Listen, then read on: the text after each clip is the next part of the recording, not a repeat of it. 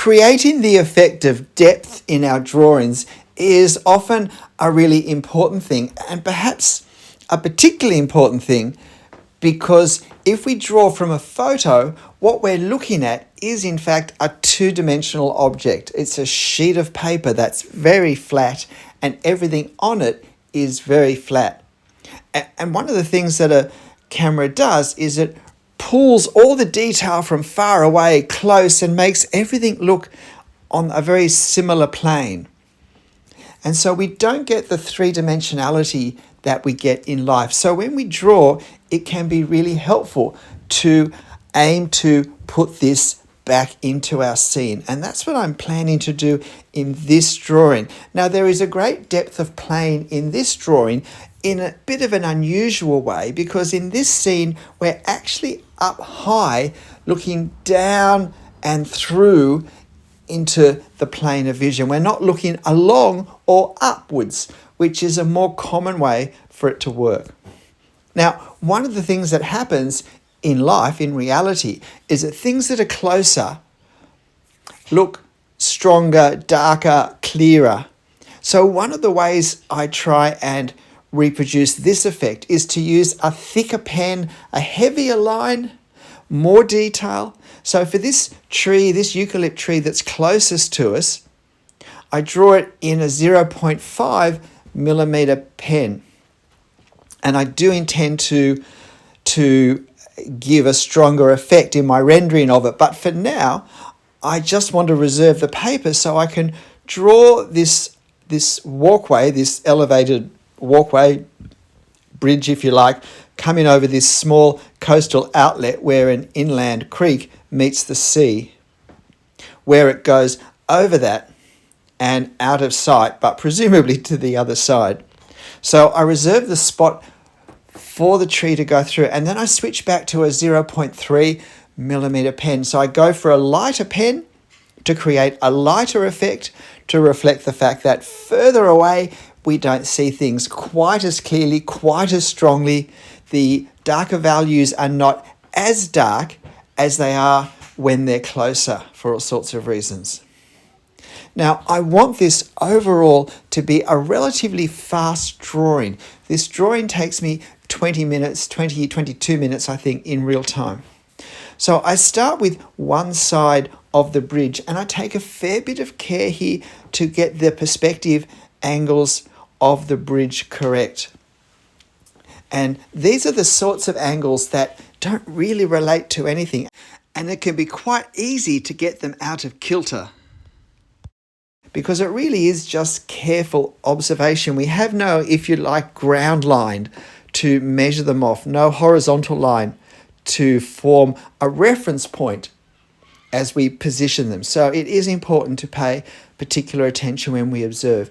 And having drawn the rail of one side, I now need to position the rail of the other side. And I decide the best way is to get the top of that rail and to position that, and then to position the other side of the walkway, and then to put the supports on. You see me here just using a finger to get a sense of what support I'm actually working with. And I now add the other side of the walkway and work out exactly where I'm going to put things. Now we have the center rail on the far side, and you'll notice that it doesn't just go parallel but slightly higher to the center rail on the closer side. It actually crosses. It's actually lower on the left-hand side and considerably higher on the right-hand side. And those are the sorts of details, if we're not making careful observation, it would be easy to assume, oh, well, because the top of this railing is above the top of the other railing, then the whole center rail is going to be above the center rail of the other side. And it just doesn't work for this perspective for the ways that the sides angle. So careful observation always.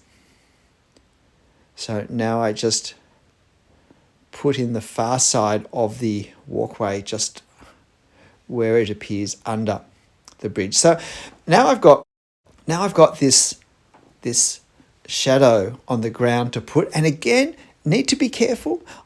Firstly, the angles. I want to get the angle correct, and there's really nothing to measure off except my observation. And I also want to try and avoid drawing straight lines, because to a small degree, this shadow undulates with the sand underneath. And so I want to represent that undulation, because there's not going to be much to suggest the sand as being sand in lots of ways. There's not going to be any colour in this. And so I need every clue I can get to give the observer of my drawing that this is sand, which is a slightly uneven surface. So I put the support in, and there's some water in a bit of a depression, erosion around the support. And now I start doing the hatching. Now, I do the hatching fairly lightly for two reasons. One is I do want this to be a fairly brisk drawing overall. I want the line work to have a nice, light, airy feel, because it's a drawing with it's a photo, it's a reference, it's a scene with a very light, airy feel. It's a bright sunny day, and there's a sparsity of volume of content in this scene that I want to capture. And so therefore I want to keep a sense of lightness. And while this shadow is a dark shadow compared to the sand, if we look at the shade on the back of the closer tree, it's actually in real terms a much darker value. So I also want that relative difference as well. So I don't do super heavy shading on the ground. Now I start establishing one of the darker values with my hatching and cross hatching on this closest tree.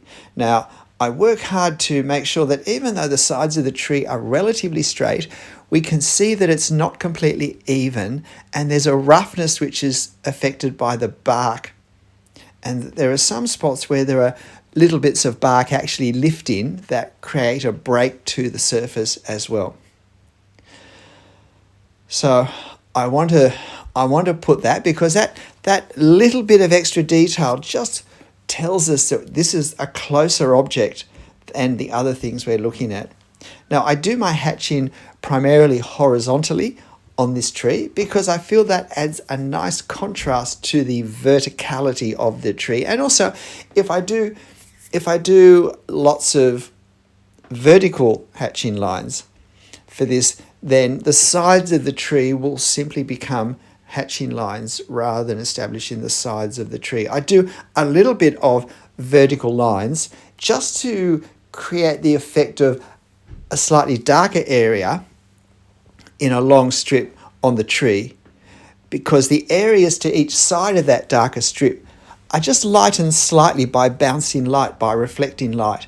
And so I like to create that slight variety of light intensity. I think it just adds a sense of dynamic movement to the way it looks to our eyes. Now I established something of this tree that's in front of the closest tree, and then I'm just doing the hatching further up. Now you'll notice that my hatching lines curve in an arc downwards as they go down the tree, but as they come up the tree, they actually become horizontal, and then as they go further up, they start to arc up into the other direction. And that's because that area where I've made them horizontal is approximately eye level. It's approximately the level of the camera taking the photo. And so I like to use these horizontal lines, hatching lines, to reflect, if you like, the perspective angles that a cross section through that tree, the ellipse that's formed, would indicate. And now I do these large eucalyptus leaves, and I do them dark and I do them in detail. I'm drawing individual leaves here, certainly on all the silhouette edges. In some of the parts where there's more leaves, I just do close hatching to indicate value. But for most of the foliage area that we see for this tree, I am drawing individual leaves. and using my 0.5 millimeter still.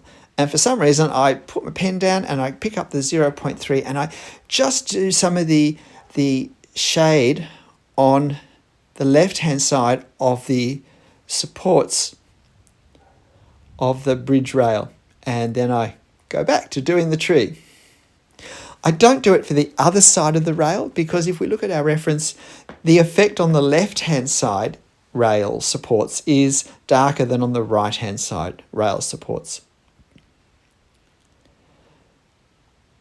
And so now I switch to a 0.2 millimeter pen and I do these two figures that are walking across the sand. Now I've already decided I won't be drawing the twigs going through them.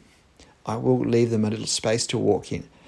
And I must admit with these figures, I was just a little bit unhappy with them in the sense of the foreshortening on these figures is in the vertical. As they move further away from us, which is down towards their feet, they become compressed, visually compressed. And so I think they would have just looked a little bit better in their positioning if they're from the waist down was just a little bit shorter.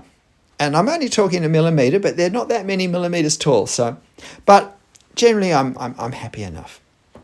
And now I do the footprints in the sand, or I do some of them.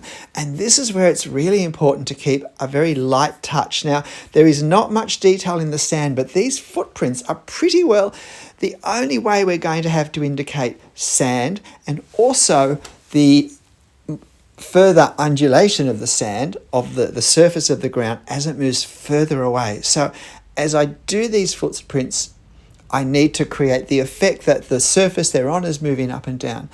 I also need to, as they move further away, let them be closer together, and I need to allow for foreshortening. I don't want to space them out equally. They need to get closer and closer and closer together as they move further away from the figures.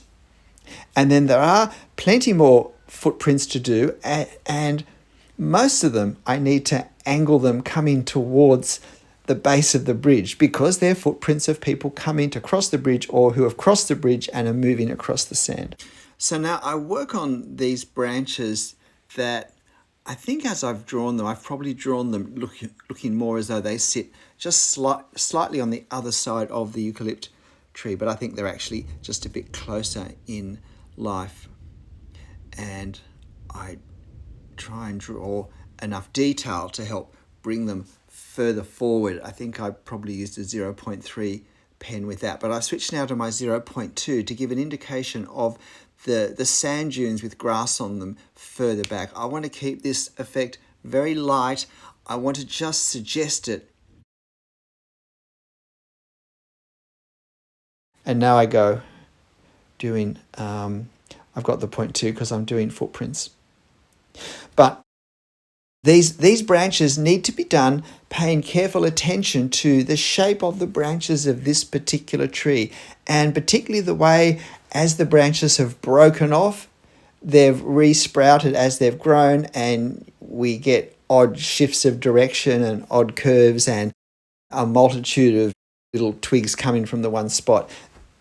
The way that this happens with these branches or twigs, it's important to replicate. And you'll see I've arched the branches just above our figures, just a bit closer to the leaves than there is in real life. And now I work at increasing the density of the leaves. And I've given some indication of that grassy area in the background, but I really don't want to start labouring that because I don't want it to come closer. I'm happy for it to even be a bit vague as to what it is, but just represent something further away, because this is all about really from the figures towards the bridge, because really that's where the effect of depth is being created.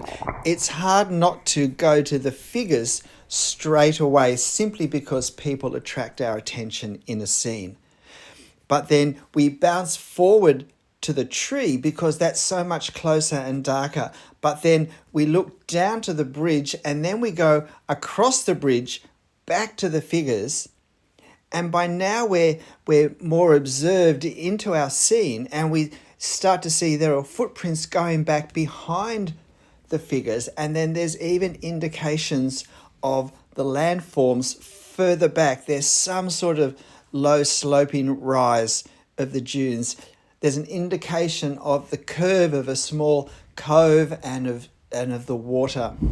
And so we get quite a strong sense of depth in this scene, even though there's not a great deal of activity, line work, subjects in it, despite the fact that there are not that many things within it to create the effect. I think we have created a fairly effective sense of depth by manipulating the things we have at our disposal, the line work, the values, the scale, and it's a fairly good example of that. So why not give this a go? I'll put this on my channel community page, this reference, if you want to have a go at drawing this beach scene. G'day, I'm Stephen Travers. I hope you found this interesting. Look, I really enjoyed drawing this far more than I actually expected I would. So I hope you give it a go, even if you're a bit unsure about it yourself. But look, whatever you draw, however you draw it, make sure you have fun. I'll see you next time. Bye.